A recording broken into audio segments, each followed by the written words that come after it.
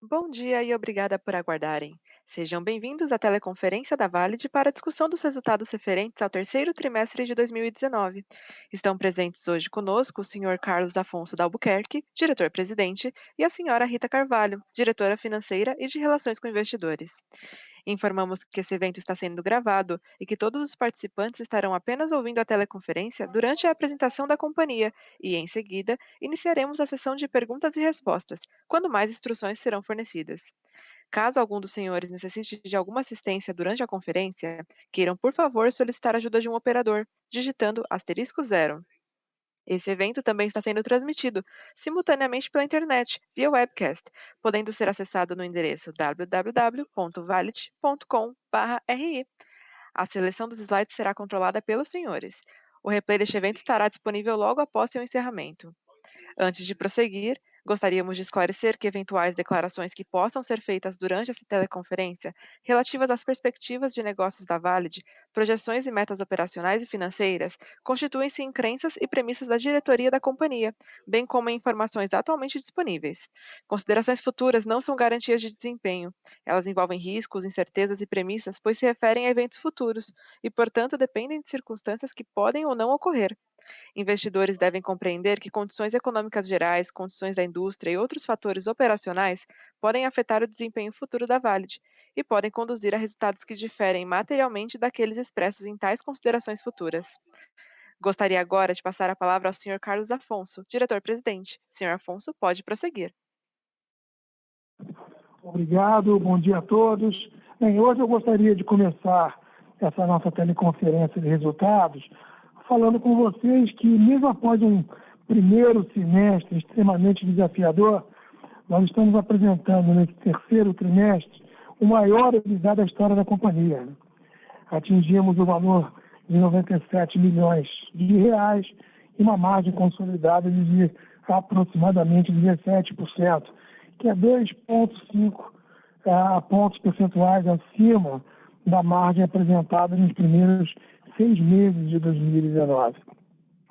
Então, nesse sentido, conforme comentamos na teleconferência do segundo TRI de 2019, a queda acentuada do volume de emissão de documentos de identificação no Brasil durante o mês de junho se confirmou, como nós havíamos falado, pontual, e já retornamos para um patamar mais normalizado de algo em torno de aproximadamente 2 milhões de documentos emitidos por mês, já nesse terceiro trimestre.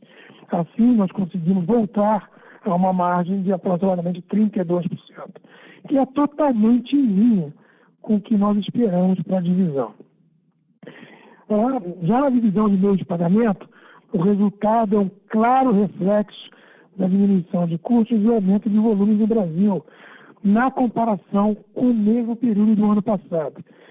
Aliado a isso, nós também tivemos um mix melhor de vendas, com as vendas de cartões do interface nas regiões em que atuamos, e a excelência na entrega de 65% das provas do INEP, que gerou uma receita de 76 milhões de reais.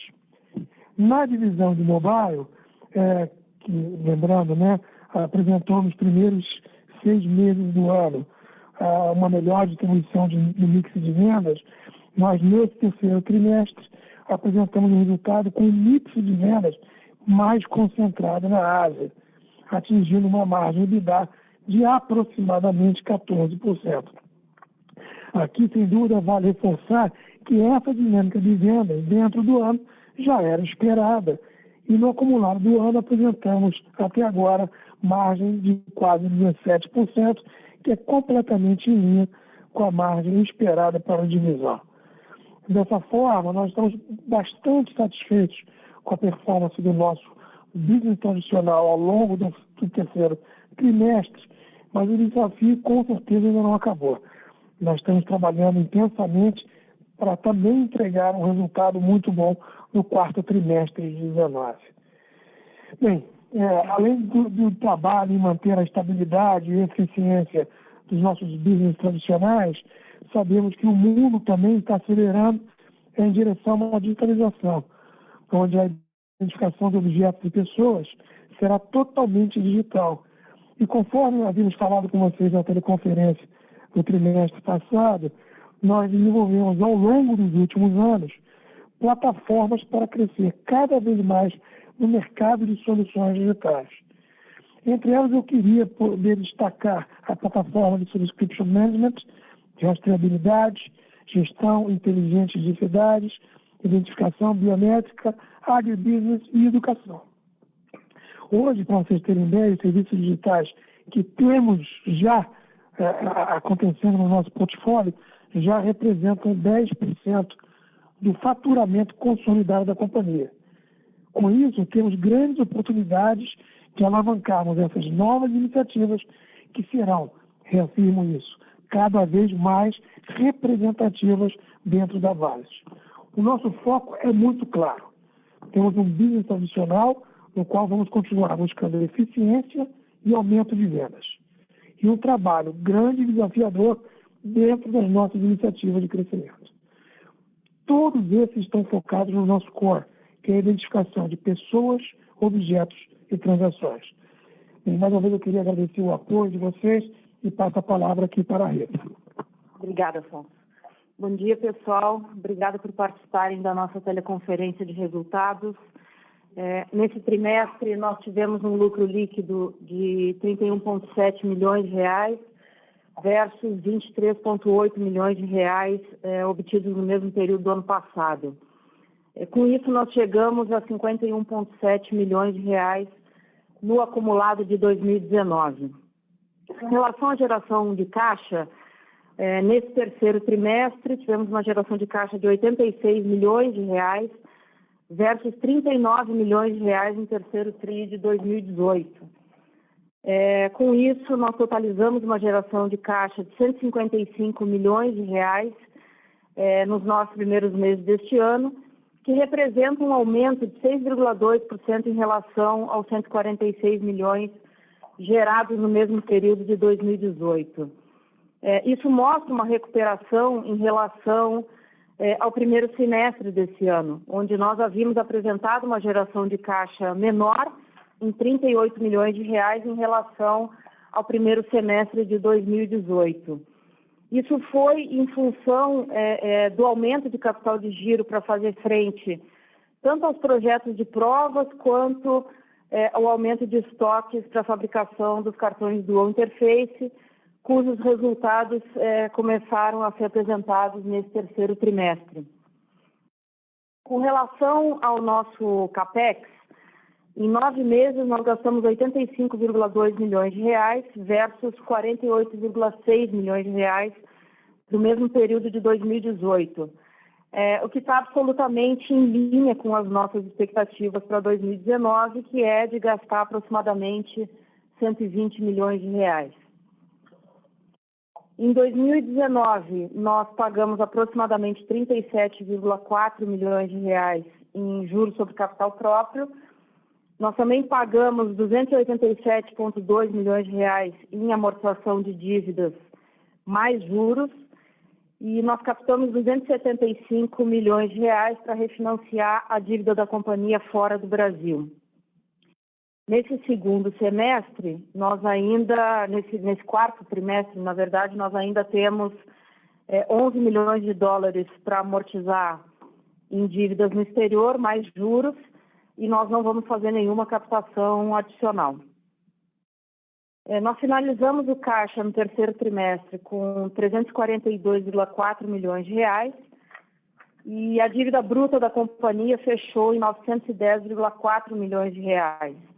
Isso representa um aumento de 45 milhões em relação ao que nós tínhamos reportado no final do primeiro semestre, onde o principal motivo foi o impacto na atualização da dívida em dólar para o real, devido ao aumento da taxa de câmbio, que nesse terceiro trimestre, no final desse terceiro trimestre, foi de R$ 4,16 versus R$ 3,83 do final do primeiro semestre.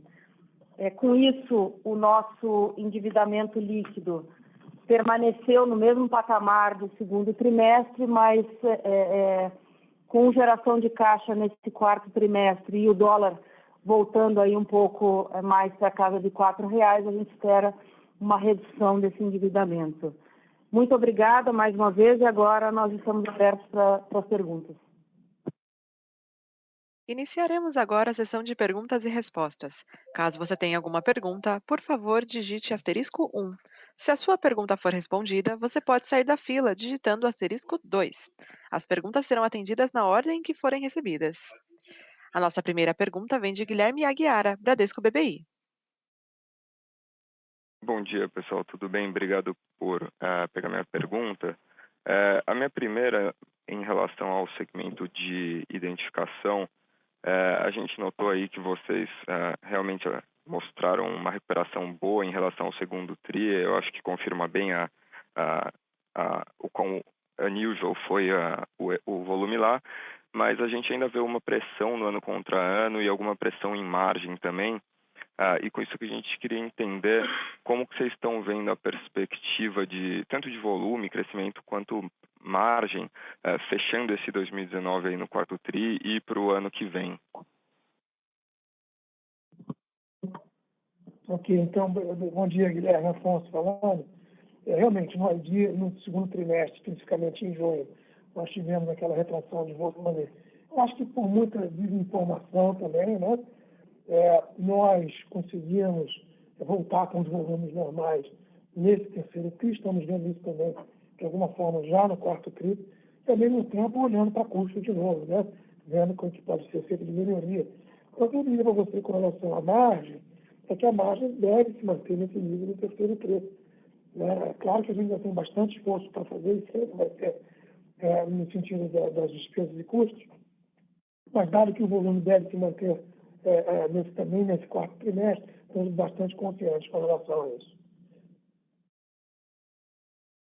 Ok? Ok, obrigado. Ficou claro. Só em relação à parte de pagamentos também, queria entender melhor o prazo do contrato de vocês com o INEP, se é só para esse ano, se é para os próximos anos, e se para o quarto TRI a gente deve considerar só o valor proporcional que falta, ou se pode ter alguma variabilidade nessa linha. E só para complementar, como teve essa base de comparação, vai ter a base de comparação favorável no primeiro semestre para a divisão de pagamentos ano que vem, como é que vocês estão vendo a rentabilidade desse segmento? Bom, vamos lá. Então, a primeira pergunta que você fez com relação a pagamentos é a pergunta que vale muito. Não sabemos. Acreditamos que sim, mas não podemos afirmar absolutamente nada. Estamos ainda vendo qual vai ser a decisão lá do órgão. Com relação ao quarto TRI, tem algum resquício ainda de entregas que tem que ser feitas, né? Então, entrega pode fazer algo parecido. A gente entregou 65%, está faltando os 35%, a gente vai entregar tudo, aliás, já entregou praticamente tudo, né? Então, sim. E com relação à comparação, a gente acredita que a gente viu no primeiro trimestre algo muito fora da curva, né? Depende de ficar falando de chuva, de tempo, mas aconteceu, é fato. Não creio que não acontecia duas vezes. Então, e ao mesmo tempo, o trabalho que está sendo feito constantemente, continuamente, com relação à despesa, custo, melhoria de processo, eu diria para você que a tendência nossa é super positiva.